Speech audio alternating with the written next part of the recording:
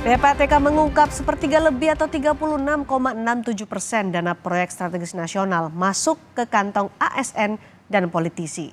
Mengapa hal ini bisa terjadi dan bagaimana membongkar kasus ini? Kami akan bahas bersama Kepala Biro Humas PPATK Natsir Kongah dan pakar hukum Hipnu Nugroho. Selamat petang Pak Natsir, Pak Hipnu. Selamat petang, apa kabar Mbak? Oke, kabar baik, tapi ini kabar yang kurang mengenakan kita dengar ketika PPATK menemukan ada 36% dana PSN mengalir ke ASN dan atau politisi. Ini bisa dipastikan bocor atau terjadi tindak pidana korupsi nih Pak Natsir? Ya indikasi itu ada ya. Hmm. Jadi memang proyek strategi nasional ini menjadi perhatian khusus juga ya buat PPATK agar pelaksanaan pembangunan itu berjalan optimal. Karena ini kan semua proyek-proyek strategis yang diperuntukkan untuk kesejahteraan masyarakat. Sehingga Oke. kita semua ya, elemen masyarakat turut serta ikut mengawasi khususnya PPATK ya. Jadi, Dan ya, ya dari ya situ silakan. kita memang melihat ada aliran dana ke kantong-kantong para oknum politisi maupun ASN. Seperti itu Mbak. Mhm. Dan temuan dari PPATK ini hanya data tahun 2023 saja atau dari tahun-tahun sebelumnya? Ya memang untuk tahun-tahun politik ini konsentrasi kita bisa lebih mengarah ke sana gitu ya, lebih banyak perhatian ke situ. Nah, Hmm. seperti itu Mbak. Oke, mengalir ke ASN dan politisi. Kalau kami boleh tahu siapa saja itu, Pak Natsir? Ya, kalau nama ya tentu kita nggak bisa sampaikan di sini. Oke, Tapi kepada penegak hukum itu sudah cukup terang benderang ya. tapi di posisi mana mereka yang disebut ASN dan politisi yang menerima aliran dana dari PSN itu? Ya tentu yang pihak-pihak yang terkait ya dengan proyek-proyek Mhm. besar yang ada tadi. Dari level mana saja, Pak Natsir? Hampir semua level ada ya, tapi tentu porsinya berbeda-beda seperti itu Mbak. Hampir semua level. Artinya level pengambil keputusan dalam arti sampai menengah lah ya. Oke, pengambil keputusan sampai menengah. Proyek-proyek strategis nasional apa saja yang ada aliran dana yang mencurigakan ke ASN dan politisi itu? Ya banyak ya, seperti karya-karya itu ya, terus di beberapa proyek lain gitu ya. Hmm, oke, baik. Prof. Hipnu, jadi bagaimana seharusnya penegak hukum menindaklanjuti data atau temuan PPATK ini? Iya, kita apresiasi PPATK Mbak Cindy, karena PPATK yang selama ini hanya memberikan transaksi informasi mengenai wajar dan tidak wajar. Tapi sekarang ada suatu progresif terhadap bagaimana adanya aliran-aliran dana yang masuk pada kelompok ASN tertentu. Ini yang harusnya tugas BPK, tugas BPKP. Karena kalau kita lihat suatu korupsi, itu adanya lemahnya pengawasan, lemahnya kontrol, kan Oke. gitu. Sekarang pertanyaannya BPK apa yang disampaikan? Karena BPK tersandra, kasus BTS kena, kasus Maluku ada, kan demikian juga. BPKP nggak ada suaranya, sehingga kita dukung ini sumber informasi yang dilakukan oleh PPATK, penegak hukum harus siap. Mhm. Karena ini Mbak, ini kan duit utang loh, Pak Natsir ini duit utang loh Pak. Iya, iya. 36 itu mengalir, tadi saya baca, dan 36 digunakan kegiatan-kegiatan yang tidak sesuai dengan tupoksi strategi nasional. Mhm. Ini yang mungkin ke arah politisi, kan itu dilakukan. Oke. Sehingga ada kegiatan-kegiatan yang sebelum tidak ada, tapi tidak ada pada kepentingan kelompok tertentu. Ini kan suatu luar biasa. Artinya apa? Bahwa pembangunan 1.500 T itu hanya dapat dilakukan hanya 400-an. Separuh hanya dilaksanakan. Ini luar biasa. Sehingga kalau seperti ini pekerjaan penegak hukum, apakah itu KPK, apakah itu kejaksaan, polisi harus bahu-membahu mengantisipasi, mengerem, ya, apalagi IKN ini. Jangan sampai duit utang itu menjadi bancaan yang menjadikan anak cucu kita menjadikan suatu beban tersendiri.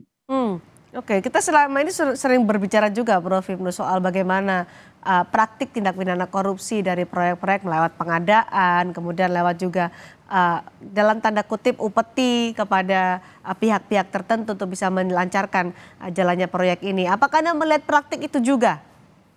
seperti itu. Pak Nasir agak ragu-ragu tadi ya. Kita pastilah.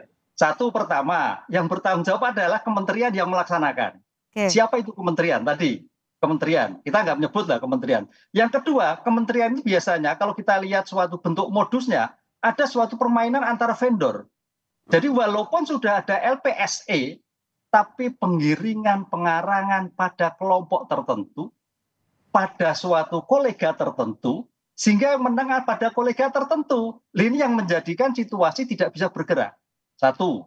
Kedua, adanya suatu informasi-informasi yang sudah bocor kepada siapa lelang itu akan dimenangkan. Ya. Ini yang kita lakukan. Ketiga, pengawasan kontrol yang sangat amat lemah, Mbak Cindy. Sehingga sampai 36% itu menjadikan hilang kepada oknum-oknum tertentu. Ini luar biasa. Oke. Ini tanggung jawab pengawas menurut saya, bukan PPATK sebetulnya. Maka kita ajungi jempol PPATK. Betul, ini tanggung jawab pengawas sepenuhnya menurut Prof. Hipnu. Tapi kan ini kita tadi disebutkan oleh Pak Nasir bahwa melibatkan politisi, melibatkan AS dari berbagai level, mulai dari menengah sampai pembuat kebijakan. Apakah ini bisa diungkap secara jelas? Sangat bisa sekali Mbak, tergantung mau atau tidak. Apalagi terkait politik sekarang ini. Kita kemauan, makanya di era sekarang ini namanya penegak hukum tidak hanya paham lihat hukum, tapi adalah keberanian. Nah, keberanian ini ya paling tidak seperti Pak Nasir ternyata nggak berani tadi menunjukkan siapa ABC dan sebagainya. Nah ini yang kita tunggu kan gitu loh. Cobalah Pak Nasir, PPATK sekaligus menentukan itu juga menginformasikan. Jadi tidak rakyat Mbak Cindy itu gundah loh siapa orangnya, seperti apa dan sebagainya. Walaupun memang data intelijen, tapi Mas ini kan situasi kondisi yang darurat. Darurat korupsi, sehingga percepatan identifikasi pada penegak hukum jelas ABC-nya. Sehingga tidak menjadikan situasi yang gampang. Semuanya kan gampang, menduga-duga. Ada informasi tidak jelas, tapi ini kan berat. Ada informasi jelas, dialirkan kepada penegak hukum, KPK, kejaksaan, itu suatu luar biasa. Sehingga jangan sampai sekarang ini ketika penegak hukum berdasarkan pengembangannya. Kan itu. Ini kan selama ini kalau kita lihat kan penegak hukum, kejaksaan pengembangannya, BTS pengembangannya tersendiri, KPK pengembangan. Sehingga baru dihitungkan oleh pada BPKP atau BPK. Ini yang keliru. Harusnya BPKP itu menginformasikan pada penegak hukum, ini loh ada suatu curigaan, ini loh ada suatu korupsi. Begitu, Pak. Baik, Pak Nasir silakan ditanggapi. Jadi Pak Hipnu, hasil analisis, hasil pemeriksaan, informasi yang kita miliki tadi hanya memang bisa disampaikan kepada penyidik ya, tidak untuk terbuka disampaikan kepada umum karena memang PPATK tidak memiliki kewenangan penyidikan sehingga penyidiklah ya untuk menindaklanjuti dari informasi yang disampaikan. Dan kalau dilihat informasi yang ada itu tadi sudah terang benderang tuh Pak Hipnu, petanya itu sudah jelas gitu ya. Terang benderang seperti apa Pak Nasir? Ya itu penyidik udah paham lah ya karena kita selalu melakukan diskusi, koordinasi ya. Atau misalnya ada yang agak gelap itu kan bisa kita terangkan. Kalau mereka belum ada yang masih kurang jelas kita lengkapi seperti itu. Nah, jadi memang koordinasi kita sejauh ini cukup baik lah ya dengan penegak hukum. Pak Nasir tadi ketika saya tanya soal PSN apa saja yang ada dananya mengalir ke politisi dan juga PSN hanya menyebutkan soal proyek-proyek karya-karya saja. Kalau bicara soal sektor nih, sektor mana saja nih Pak Nasir? Ya hampir di beberapa sektor itu ada ya. Misalnya? Sektor jalan tol Mbak Cindy, itu jelas. Ini Mbak Cindy ini kura-kura dalam pelaku. Oke silakan Pak. Ini kan masyarakat juga bertanya-tanya karena hanya disebutkan saja PSN juga banyak. Apakah semuanya? Kan apakah hanya tertentu saja? Ini kan juga menjadi perhatian publik. Iya, hampir merata lah ya di semua proyek itu ada. Hampir merata di semua proyek strategis nasional. Iya. Hampir semuanya IKN saat ini sedang berjalan, apakah juga termasuk? Tadi Pak Hipnu seperti detailnya nggak begitu bisa persis ya menyampaikan Mbak Cindy ya, tapi itulah secara umum hampir merata itu ada di setiap proyek. Oke, lalu bagaimana bisa dana PSN itu masuk ke ASN? Modusnya seperti apa? Apakah seperti yang kita tahu selama ini proyek-proyek, satu contoh yang kemudian jumlahnya sangat besar, BTS 4G, apakah modusnya juga seperti itu yang ditemukan oleh PPATK? Iya. Masih sederhana lah ya kalau para pelaku itu melakukan tindak pidana asalnya korupsi dan melakukan pencucian uangnya itu masih cukup sederhana ya. Jarang ada yang agak agak apa namanya itu agak canggih seperti itu ya. Sederhananya seperti apa tuh maksudnya, Pak Nasir? Ya, uang hasil korupsi tadi misalnya dibelikan ke benda-benda seperti tanah, mobil, rumah, seperti itu. Mhm.